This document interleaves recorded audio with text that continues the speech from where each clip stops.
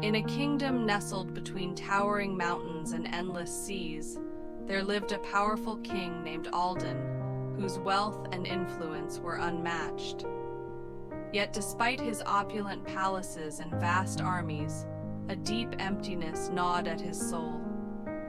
Across the kingdom, in a humble village, resided a poor priest named Eli, who owned nothing but a tattered robe and a small, crumbling chapel.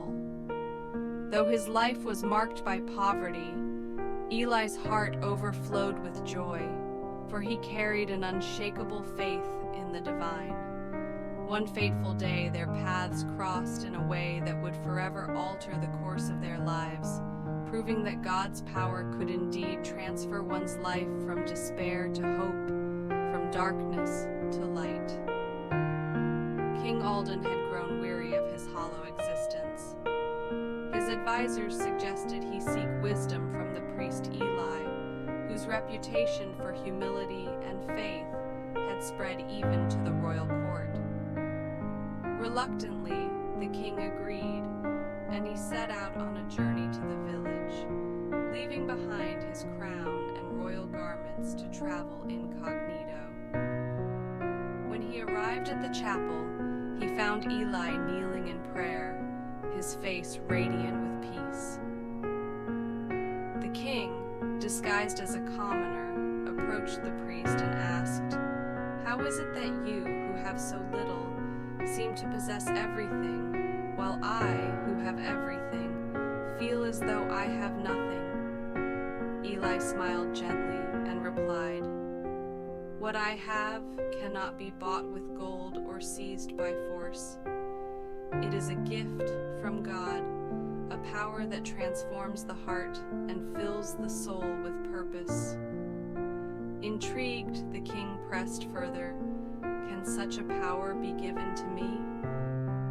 Eli nodded and said, "If you are willing to surrender what you hold dearest, God's power will transfer your life from emptiness to abundance." The king, though skeptical, agreed to follow Eli's guidance, unaware of the profound journey that lay ahead. Eli led the king to a quiet hillside, where they sat beneath the stars. "To receive God's power," Eli began, "you must first let go of your pride and self-sufficiency. You must become like a child, trusting not in your own strength, but in the divine." The king struggled with this idea, for he had spent his entire life relying on his own might and intellect. Yet something in Eli's words stirred a longing within him, and he resolved to try. That night, under the vast expanse of the heavens, the king prayed for the first time in his life, asking for guidance and surrender. Days turned into weeks as the king remained in the village, learning from Eli. He worked alongside the villagers, tending to crops and repairing homes. At first, the tasks felt beneath him, but gradually he began to find joy in serving others. He saw how the villagers, though poor in material wealth, were rich in love and community. Slowly, the walls around his heart began to crumble, and he felt a warmth he had never known before. Eli watched with quiet satisfaction, knowing that God's power was at work. One evening, as the sun dipped below the horizon, Eli took the king to the edge of a cliff overlooking the sea. "This is where I come to listen," Eli said. "Here, the noise of the world fades, and you can hear the voice of God." The king closed his eyes and listened, but all he heard was the wind and the waves.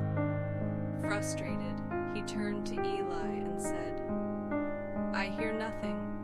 Perhaps this power is not meant for me." Eli placed a hand on his shoulder and replied, "God speaks in whispers, not in shouts. Be patient, and you will hear." The king returned to the cliff day after day,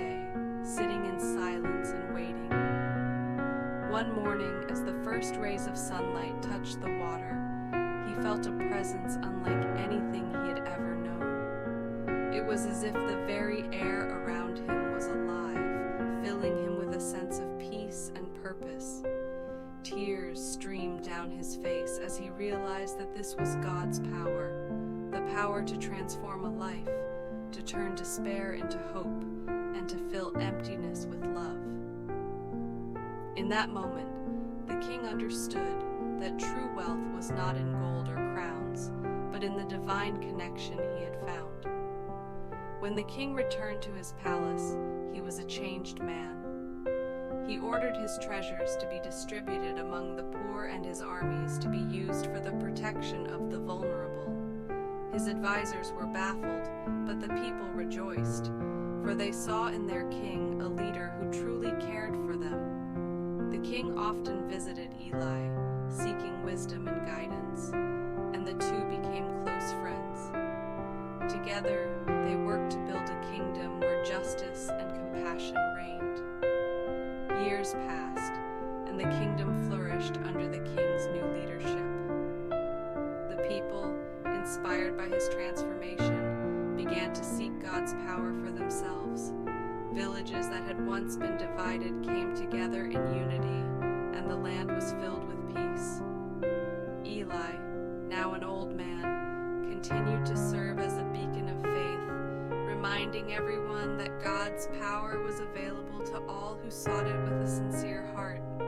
One day, as the king and Eli stood on the cliff overlooking the sea, the king turned to his friend and said, "You have given me the greatest gift of all, the knowledge of God's power. How can I ever repay you?" Eli smiled and replied, "There is no need for repayment. The joy of seeing God's power transform your life is reward enough for me." The king nodded, understanding that the true measure of a life was not in what one received, but in what one gave. As the sun set on that day, the king and the priest stood side by side, their hearts united in purpose and faith. They knew that God's power had not only transferred the king's life, but it also touched the lives of countless others. And so, the story of the king and the poor priest became a legend, passed down through generations, a testament to the transformative power of faith and the boundless love of God. In the end, the king's legacy was not his wealth or his throne, but the lives he had touched and the kingdom he had built on the foundation of God's power. And Eli, the humble priest, became a symbol of hope, reminding all who heard their story that no matter how far one had fallen or how empty one felt, God's power could transfer a life from darkness to light, from despair to joy. Their journey was a living testament to the truth that when one surrenders to the divine, miracles happen and lives are forever.